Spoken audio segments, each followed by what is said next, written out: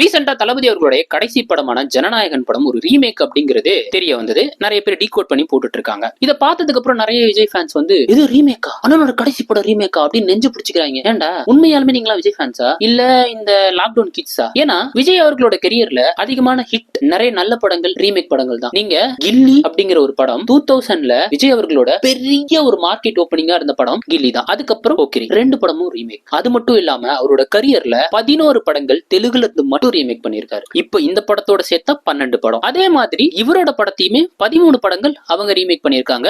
இப்ப பண்ணிக்கிட்டு இருக்கிற ஒரு படம் இருக்கு, அதோட சேர்த்து 14. அதுதான் உஸ்தாத் பகத்சிங். சோ இந்த மாதிரி ரீமேக்ங்கிறது 2 மொழிகளுக்கும் காமனான ஒரு விஷயம். இவங்க படத்தை அவங்க ரீமேக் பண்ணலாம், அவங்க படத்தை இவங்க ரீமேக் பண்ணலாம். ஒரே ஒரு விஷயம், காசு கொடுத்து ரீமேக் ரைட்ஸ் வாங்கணும், அவ்வளவுதான். அவங்க ஒரு நல்ல படம் வந்தா அந்த படம் நம்ம ஆடியன்ஸ்க்கு அடாப்ட் பண்ணி பண்ணா நல்லா இருக்கும் அப்படின்னு யோசிச்சு அவங்க பண்ணணும்னு நினைக்கிறாங்க. ஏன்னா இந்த படத்துல பொலிட்டிக்கல் ரீதியான விஷயங்களும் இருக்கும், அதே நேரத்துல விமன் சேஃப்டியும் சொல்ற மாதிரி இருக்கும். இந்த படம் ஒரு அரசியல்வாதியா அரசியலுக்கு போற ஒரு நடிகருக்கு ஒரு ரொம்ப ஆப்டான ஒரு படம் அப்படின்னு யோசிச்சு அண்ட் ஆடியன்ஸ்க்கும் நம்ம ஆடியன்ஸ் ரசிப்பாங்க, விஜய் ஃபேன்ஸ் குறிப்பா ரசிப்பாங்க அப்படிங்கிற மைண்ட் செட்ல தான் அவர் வாங்கி அந்த படத்தை ரீமேக் பண்றாரு தமிழுக்கு அடாப்ட் பண்ணி.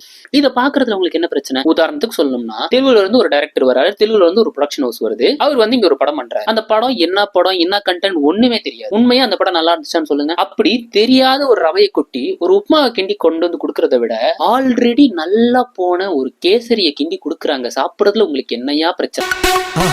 மறக்காம சர்ப்ரைஸ் பண்ணுங்க.